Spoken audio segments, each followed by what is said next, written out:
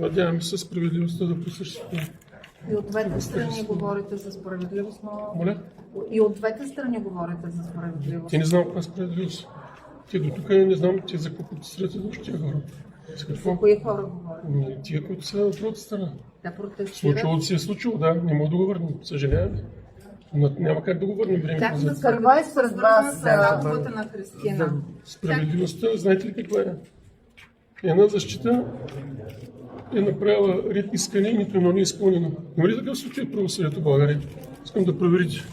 Дали има такъв случай? Справедливостта за семейството е свързана с загубата на Христина, с нараняванията на детето, с другите средни телесното време. Нека да мине делото и ще говорим това. Това няма да коментирам. За Ще го коментираме после. Нека да видим За резултата. вас справедливостта какво е? Казахте, че и вие искате какво? Сина ни да бъде сменена мярката и делото се върне в начало. И много добре знаете. Защо? Защо? Главният мотив кое е? Ще ви го кажа после.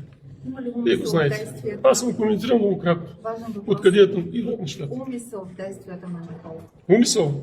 Това е само някой болен мозък му да че не за умисъл. Това е част от обвинението. Да, част. От кого? Повдигнато от кого? От кого е повдигнато? Вие смятате, че пробите за наркотици не са коректни? Естествено. Да. Продължавате да твърдите, че той не употребява наркотици. Абсолютно никога.